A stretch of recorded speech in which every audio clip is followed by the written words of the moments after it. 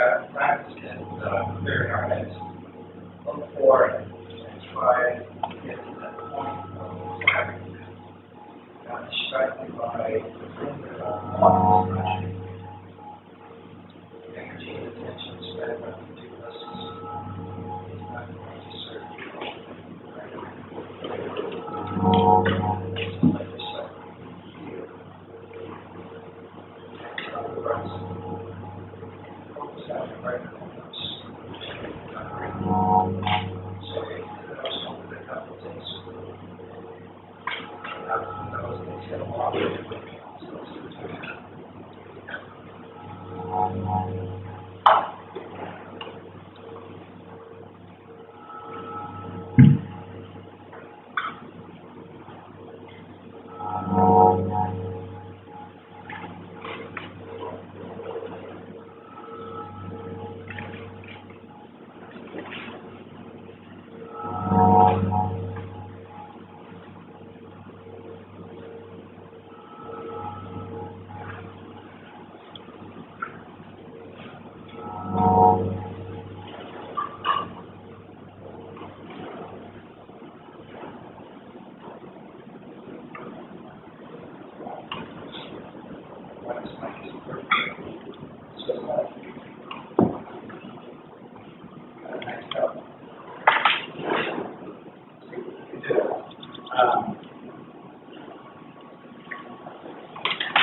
I have to remind you that the big quarter survey is still up. There's some that have, I think it was a 3 points.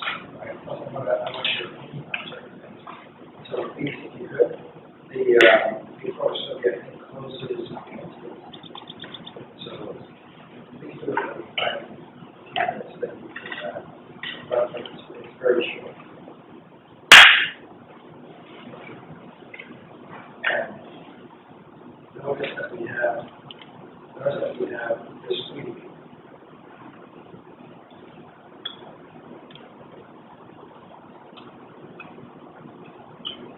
We have the first of the big pharma documentary videos. Right, so that's it's a long, it's a really long documentary, and so we're just picking out the first 3 seconds. And so that's going to be material. And so in a little while, we'll have this. These are the survey.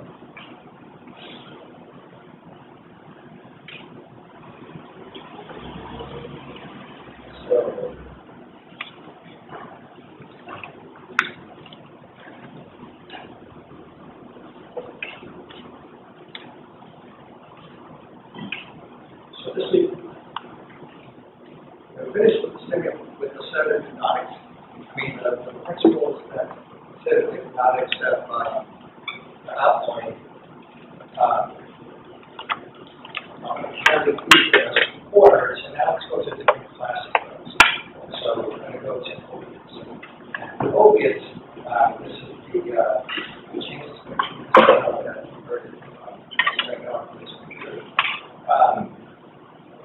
This is the list of notable, and by notable I mean just famous, people that overdose on opiates. Right? So it's John or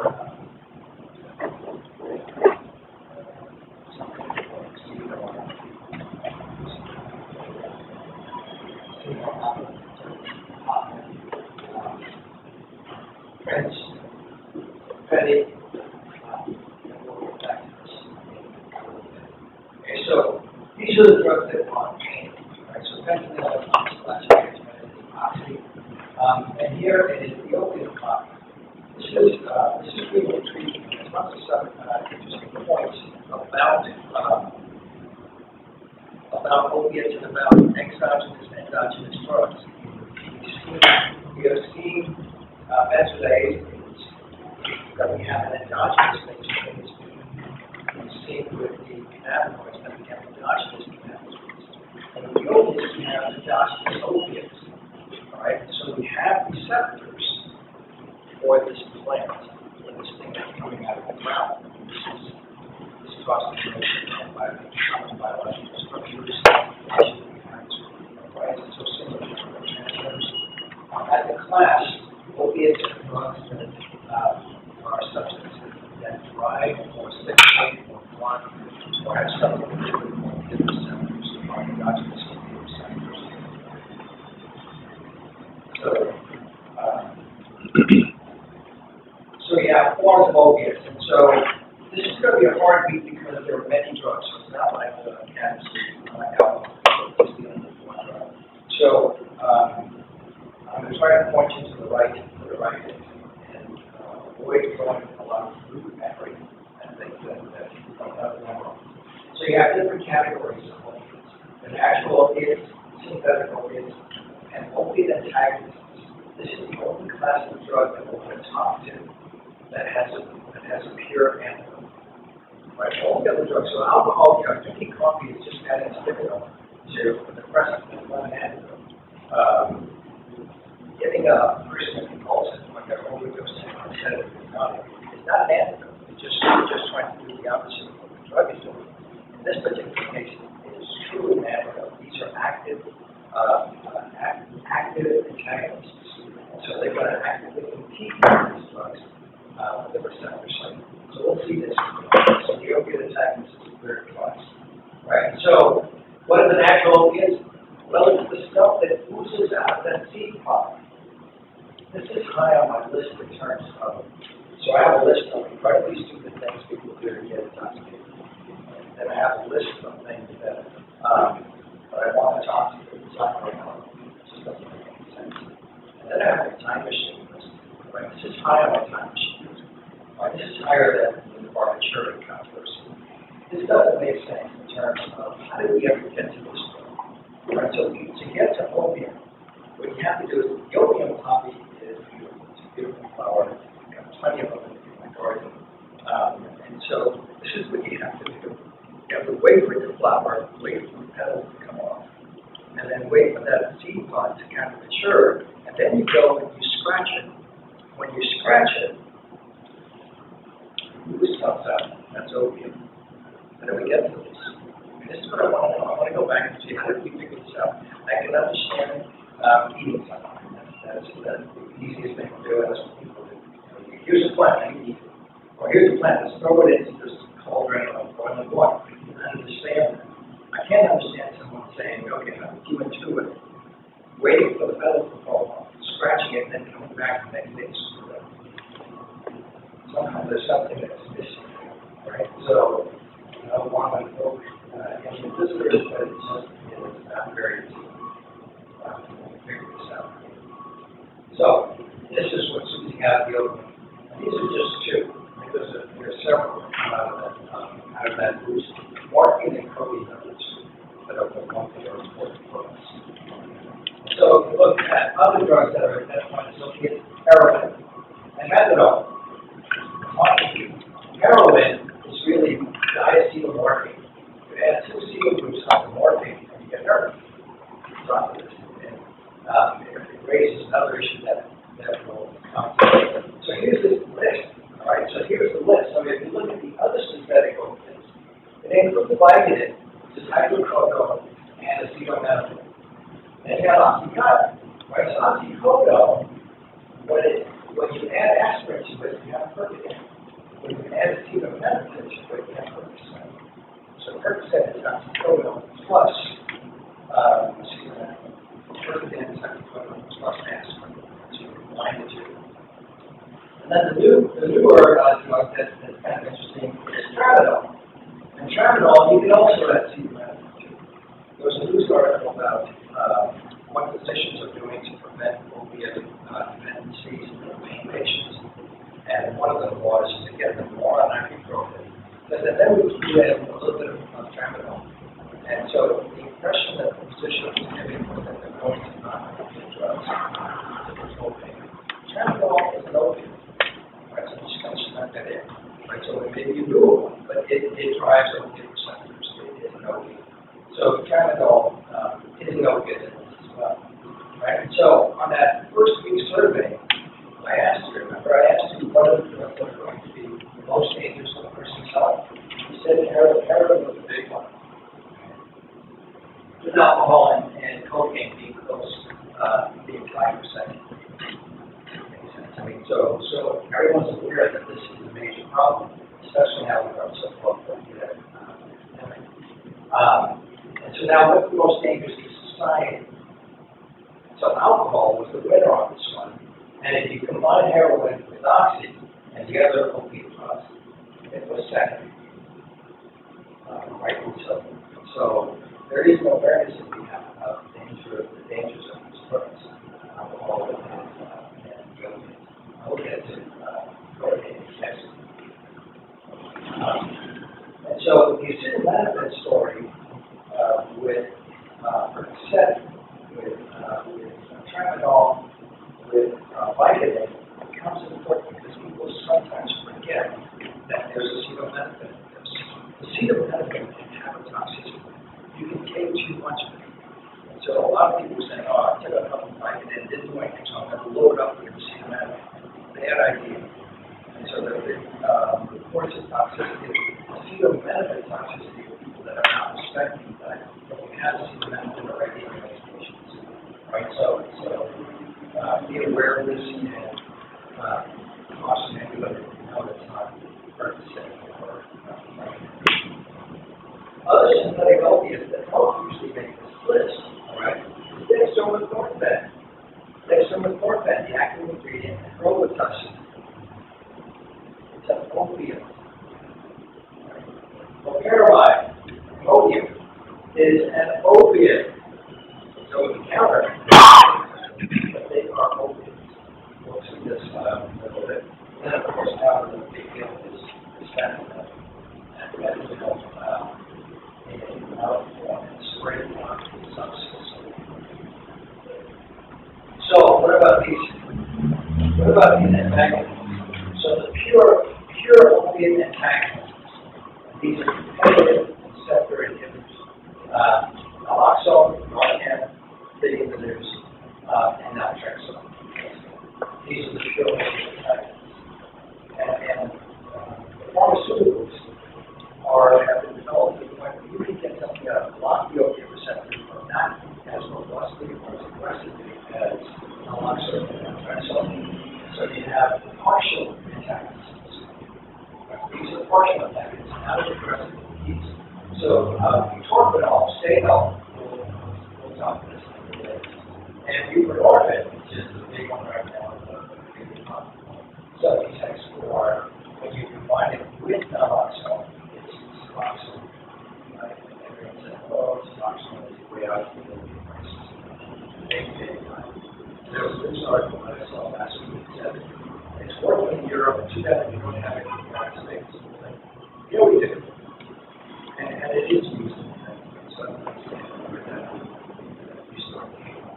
But butorphanol and butorphanol. Butorphanol obviously becomes one of the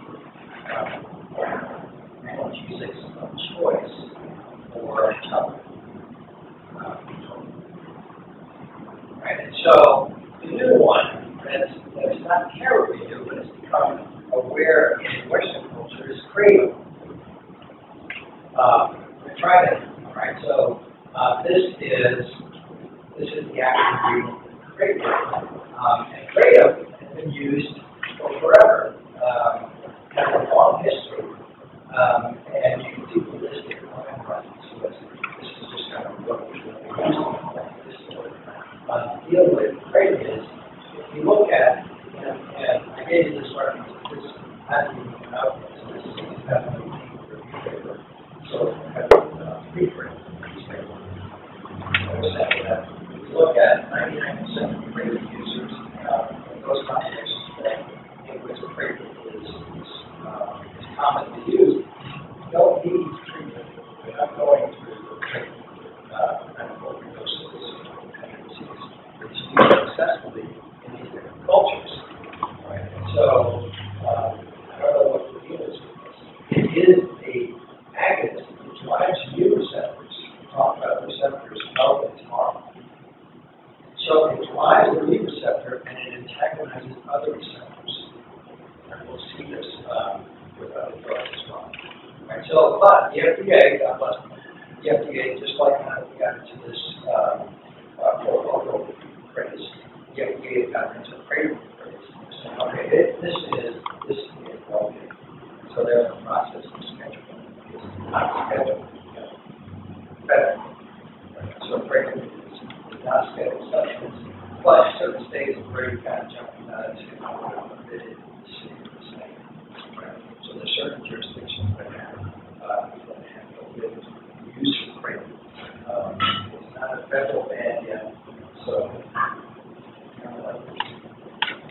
everybody's caught up in this opioid crisis that we have, and so people being very sensitive. And so we look at, so this is great, and so it's not the opium puppy, but it's another thing that comes out of the ground, right? So think about this. Things that are coming out of the ground are very similar to what we have in our brains, our directions receptors. So we're all kind of biologically similar. There's something about these common biological mechanisms.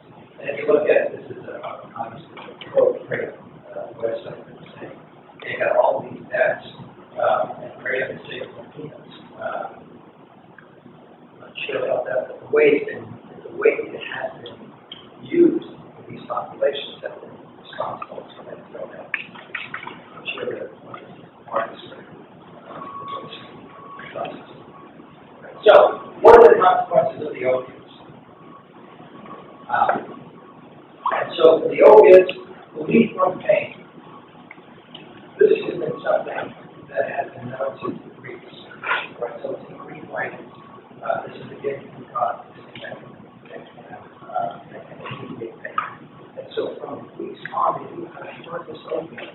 They do just feel the story of the sea monster. So, relief of pain, if you have something that will relieve pain, that's a money. That's going to follow the straight routes, and that's going to blanket here. And people want to pursue people that will be safe. So, the euphoria is kind of peculiar. Some people feel the euphoria with opioids. Some people definitely feel the dysphoria. That was a lot. Some people really just don't like it. Relief from diarrhea. This has also been written up in Greek literature.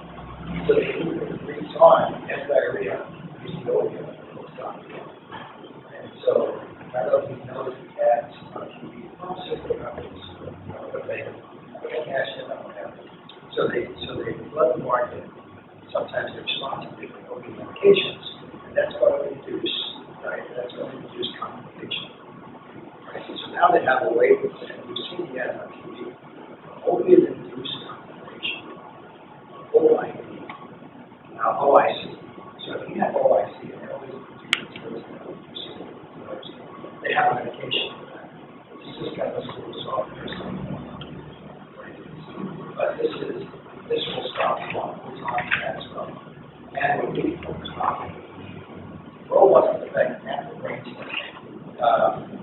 Years ago, I had somehow I had an emotion and just coming back up, and it's a shit script coding stuff. It's just amazing. It just the conflict of everything is. So it is powerful anti-tussle. So these are the list of main consequences. Our issues that we have in the opiates are significant, right? So, high potential for developing dependence. I mean, this has been discovered. Unfortunately, the tolerance develops through the analgesia. This is a major problem. Remember when we talked about marijuana, I said they should develop tolerance to the antiemetic. So, in terms of helping people with nausea develop tolerance to it, that's not a good medication. You develop tolerance to the analgesics, the pain relief. That's not good. That means, remember about tolerance, that means you have to give a little bit more to get that same relief next time. A little bit more next time. This is not a good thing. So you got tolerance to the analgesia because pain is an incredibly difficult medical problem. It is a difficult medical problem. There are pains that can be treated. There are pains that are kind of now, so fibromyalgia, for some physicians, there's mostly fibromyalgia, it's just imaginary. And pain is a perception. Never tell somebody that they're wrong. Pain is a perception.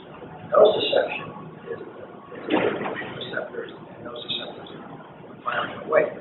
Your perception is your perception. So you can't tell somebody no.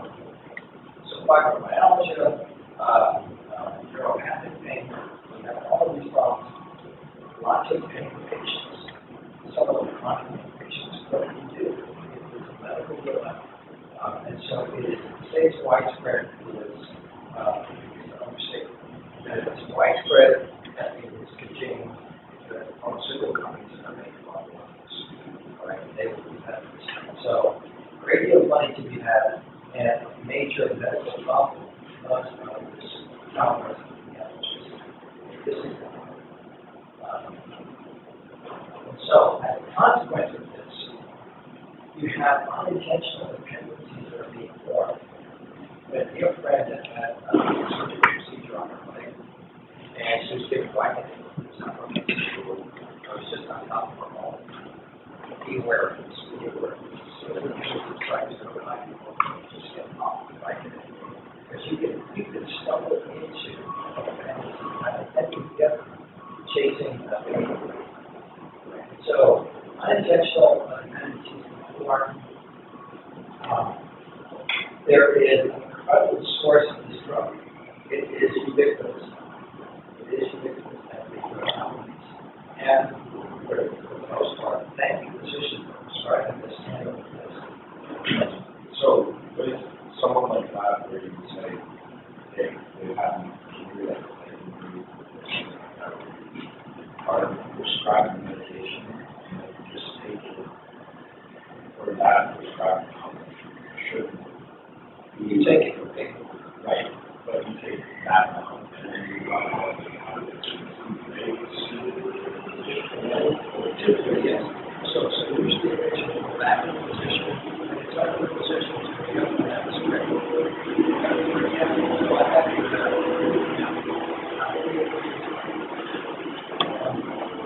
and this said, you stick the light. So now I'm going to just stick the light. Well, why don't you take this just in case? Well, I'm not going to take it every day. I'm going to take it this week. Why don't I just write it and you have it this form? He was flowing like it. I mean, I couldn't leave that office without a script. And the script is with 50 doses. So the issues are how often you prescribe and how much do you do with the script. So you don't need 50 doses per week.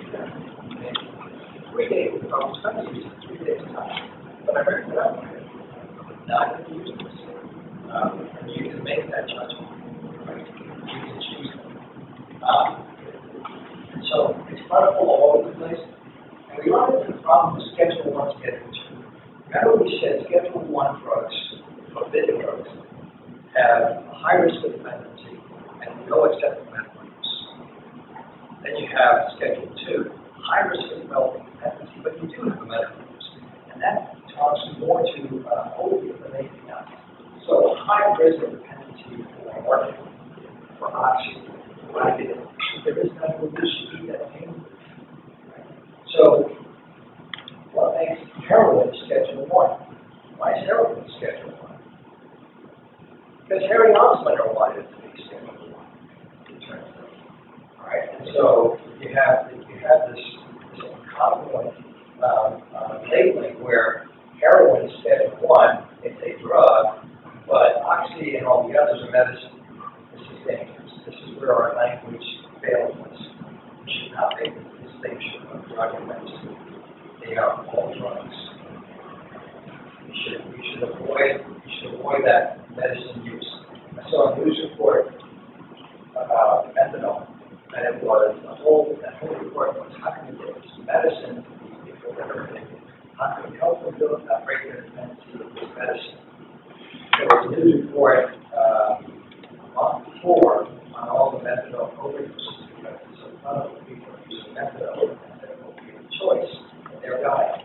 And so in that report, we're talking about these drugs they have to control. And so it doesn't help.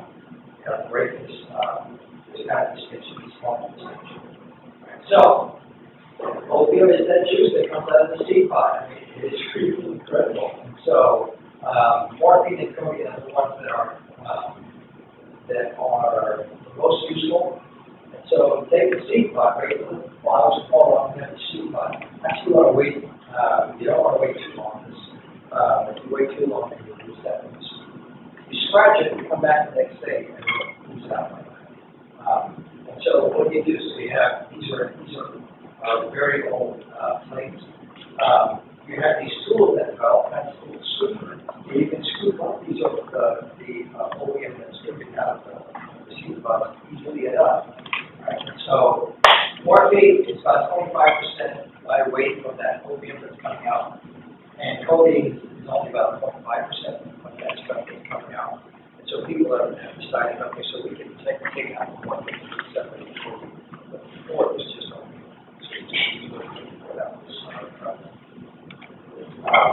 So before we get to the shape, let me show you this brief. Now, realize how much I value face to face, and so you visited this core lecture. So I would take notes, and I'll try to highlight as this goes on.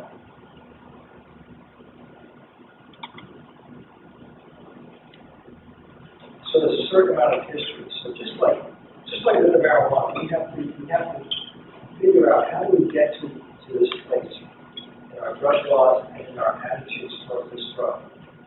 So when I fill the lights with this, it's the white house.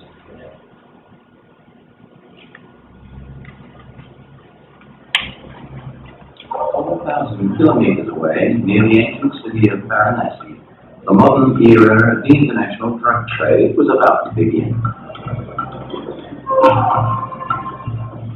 It was started not by criminal syndicates and drug lords, but by the British government. So the British government kind of started this whole the drug trafficking of opiates. Take a look now. This is the harvesting. This is real time. This is the harvesting of this opium. So they've got a seed pod out there.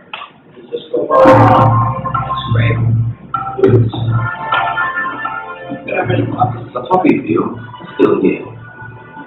The British imposed a monopoly over the sale of opium and contracted Indian peasants to grow the crop.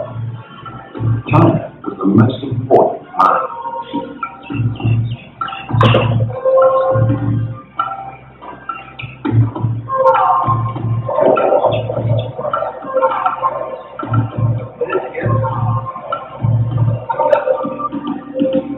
Opium was transformed into a global commodity, no different from tea, coffee, or tobacco. Queen Victoria would have been pleased. The opium trade as such did not really begin until the English found it as the solution to their balance of trade problems with their tea purchases from China.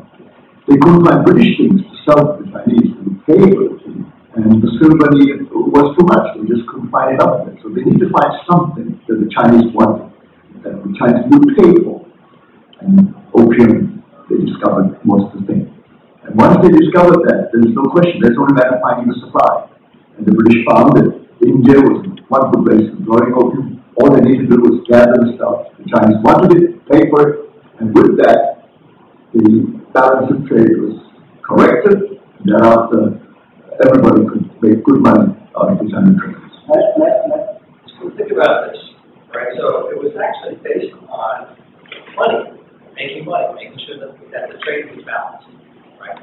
When you look at a field like this, you go, okay, so you could have been growing food, but you're just growing opium. I have that same field when I go to Walla and I just see acres and acres of grapes, wine grapes. Really? Could be growing food, but it's a dilemma. I mean, it's a true dilemma to have this kind of resource allocated to this one agriculture.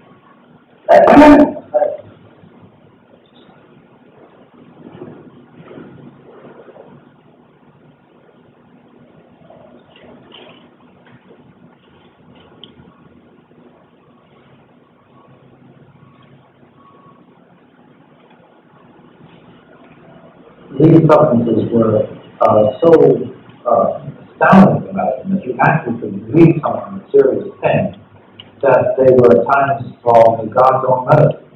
By 1850, morphine joined opium to become widely used in pain relief. At the same time, a hypodermic syringe revolutionized medicine. Drugs and needles would become a potent combination. Well, in 1850, they both developed a technology to separate morphine, and all of a sudden, in a different vein, somebody invented the hypodermic syringe. The hypodermic syringe changed the very way in which drugs were put into the body. You were able to take extremely concentrated pure substances and inject them into the body with a hypodermic syringe. This had never been possible before the 19th century in any significant way. You could even buy kits such as this from mail order catalog houses. There was no restrictions on them. Hypodermic kits from the Citadel of Catalog. And so notice he said unrestricted. This was not restricted. It was sold by Sears in their catalog. And it looks like a giant zippo lighter, but inside you have. And all the advantages of a little syringe, and it had a needle, and then also it had little tonics you can inject for morphine, cocaine, heroin, or what have you. Cocaine, heroin, whatever. There was. We'll come back to that. Okay, not restricted. So that there was no control of them, and no attempt to control them. Finally, you even had material such as this, which is the mixture of heroin and terpene hydrate, which was a cough medicine. Heroin was introduced to the Western world in 1898 as a cough medicine. And although some people tried it as a cure for the morphine habit, it was primarily used for cough medication and then later for recreation. So look at this progression. So people developed morphine habits, and so the question was, how did we develop such a morphine habit? And that threw the history on that. But they said, okay, so this is not really good. We just got to help people break this morphine habit. You know what will help you break that morphine habit? Heroin. Heroin will help you break the morphine habit, and it worked great. People forgot about morphine and took on heroin. And so you fast forward, we know how to break the heroin habit. We'll give you methadone, right? And you forget about the heroin. So we just have this progressive. We just substitute one opiate with the other without any thought. This is not a path to help people break that dependency. World War II gave the US another opportunity to internationalize its approach to the drug problem. Once liberated from the Japanese, British territories which had retained a more tolerant attitude to opiate smoking were forced into line.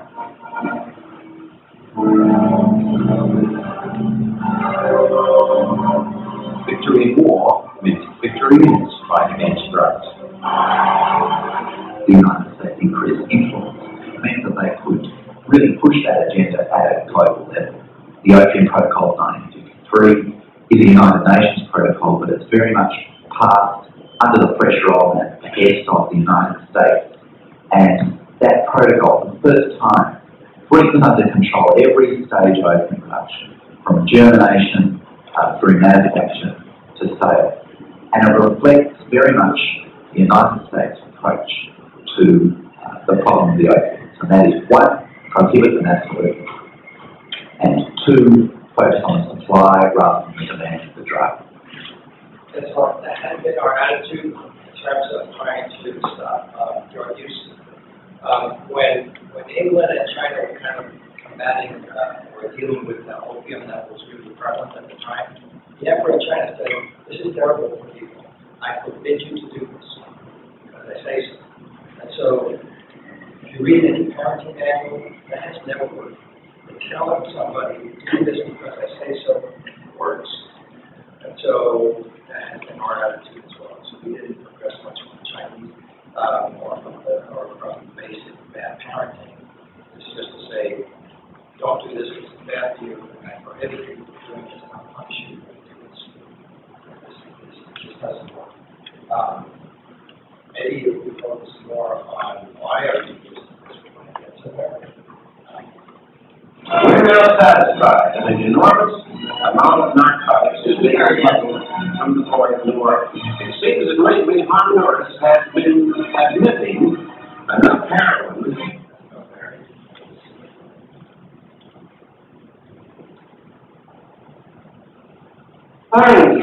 He was the person who really set the debate, influenced almost irrevocably, I think, kind of rhetoric and a kind of demonisation of drug use.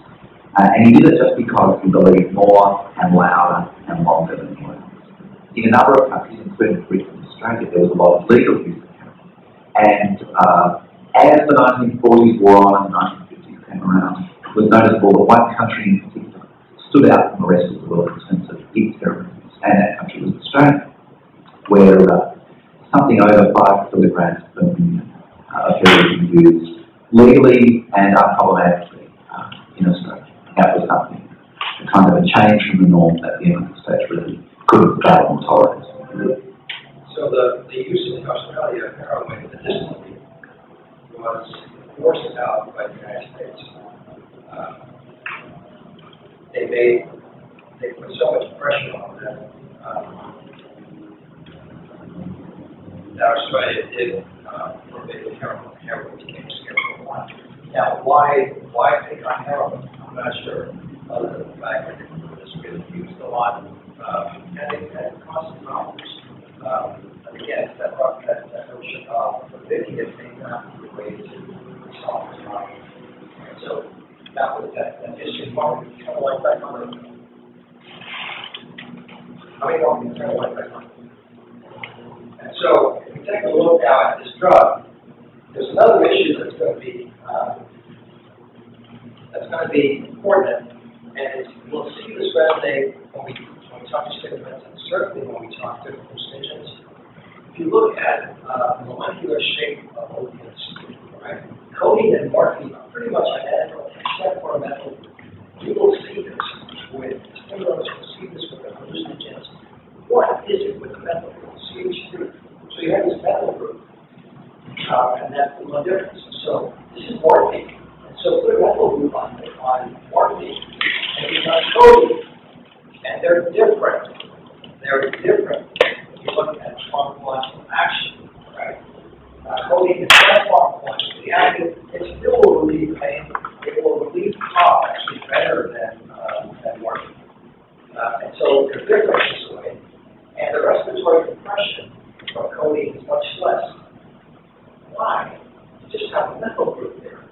So there's something about the ligand receptor interaction that we don't really understand. Why would a methyl group change?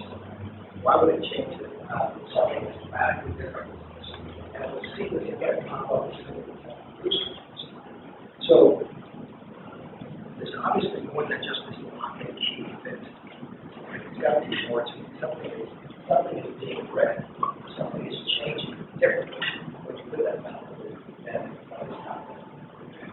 And so if you look at other synthetics, heroin is the same deal. Remember, if you put 2 acetyl groups onto heroin, onto morphine, you get heroin. So heroin is just diacetyl morphine. So here's morphine, and 3 acetyl groups to it. And all of a sudden, you have a different drug.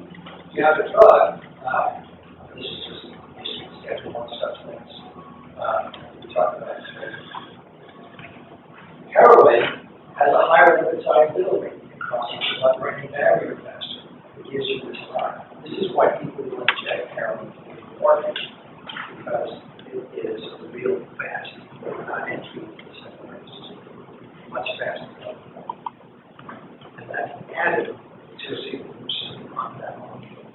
Again, what is going on. And so, we got certain drugs that don't resemble the nervous structure, but seem also to drive receptors. Once again, it tells us something that we don't know about this receptor complex. Why would something that's not similar to endogenous or to the natural organs do this? So, Demerol is one of those. It has a shorter action. And fentanyl. Right? So fentanyl has a short duration of action. Only 1 to 2 hours in terms of duration of the analgesia, but it's more potent. It is stronger.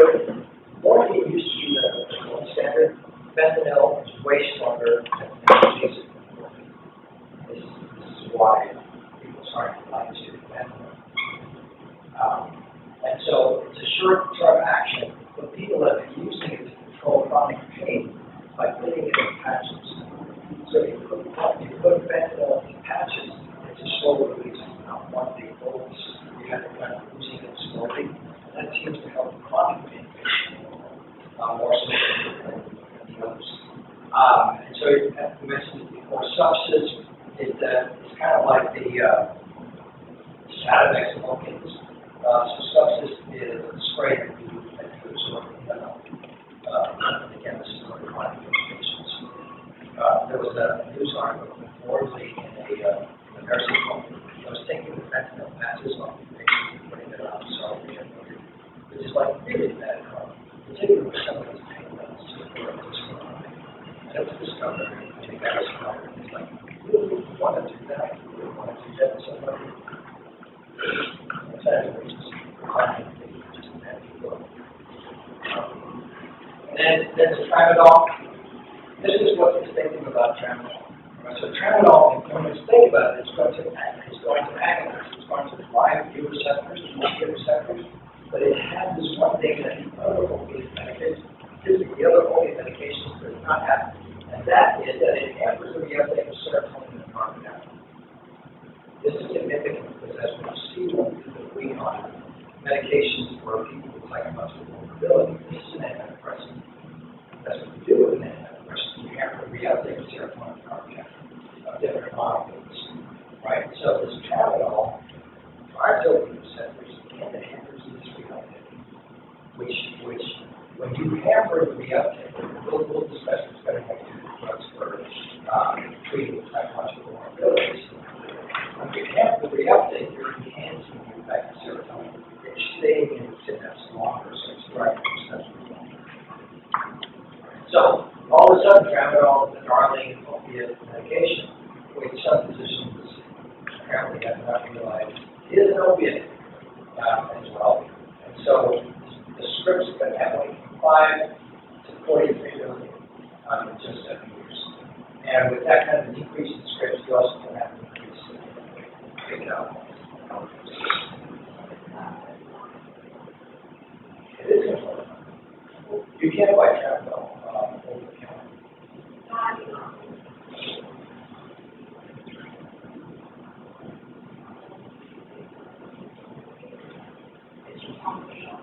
So tramadol has less respect. So people look at Oxy and all the news stories about people breaking the pharmacies asking for Oxy. So they lie down. That protection. That has to translate into tramadol. So we looked at this. History. We said that already. It is highly has a really high risk of health, and we talked about this as well. We're trying to stop it. And America developed this real health for opiates. And that fellow that I was talking with, the co-writer, David Masso, is a historian. He's written several books on it called American Disease, our opiate addiction that goes back prior to the Civil War. And people said, oh, it was the Civil War that started our national opiate addiction.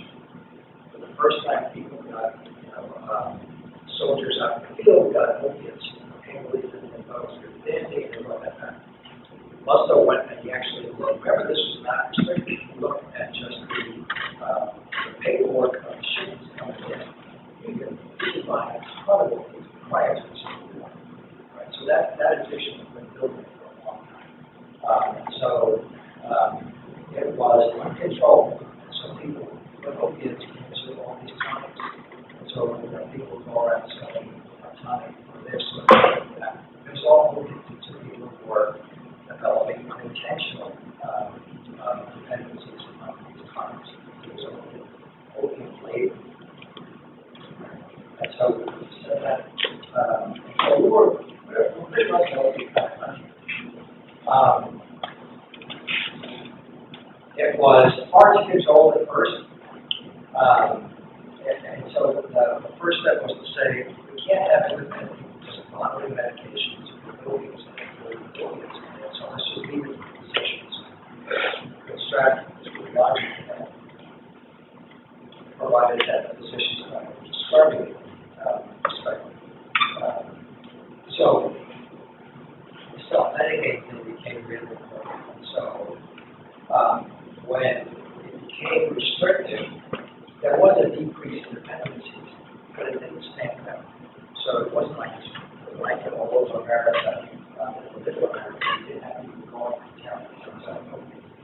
was easily found.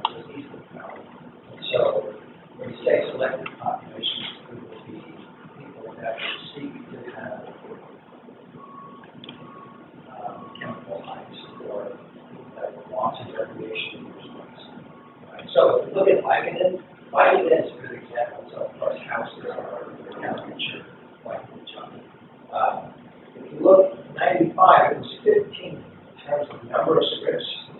And then it bumped up. By 2000, it was 1, and it has stayed number 1 in terms of the number of scripts written for brands. Vicodin is just really popular. When you look at the money that we're talking, so this is just 2014. These are data that are really difficult to find. Drugs.com has, I can show you, how to get to the sales per year of medications. You can navigate through drugs.com to find it. In Rex list, you can navigate through and find the number of scripts. So they're different. Number of scripts and the amount of money that's being made are different. Right, so if you look here in terms of money, this is 2014. Oxy sold $2 billion that year. That's $2 billion in Oxy scripts, in Oxy sales. And Suboxone is kind of funny. So we're going to sell $2.5 billion with Oxy, and then we'll sell $1 billion in Suboxone to help you from your opiate dependence. So this is big business. If we look at number of scripts, again, it's like this is 5 million scripts for Oxy. And here's the code. When you go to these different websites, every script used to be a paper trail, literally a paper trail. Now you can get scripts on the phone and online. And so there is still a trail there, but it's really difficult. There aren't many people that will publish this, that will chase the actual number of scripts and how it's sold. There's one company in particular, and it's very difficult to get it out of their website. So the industry has kind of protected this. And so if we look at this is Vicodin. Hydrocodone with CPAP, that's the code. And so this is 123 million scripts. Oxy, Vicodin is now sold by at least 6 different companies. And so since they love the copyright, it's hard to track it. So you can track one company or another, but you can track all the companies that are selling. And when you combine it, then it becomes a big business. So here in Seattle, ever since the launch, we have been on the map in terms of our airport performances. So in 2002, Seattle beat out New York and Philly for our heroin business. That's pretty striking in the population. And just pain believers in general, we're still up there. If you look at, now this is misuse of deaths, all right? So whether it's a single drug or multiple drugs, opiates is by far the highest. Antidepressants, we'll talk to that during that week. Cocaine, we'll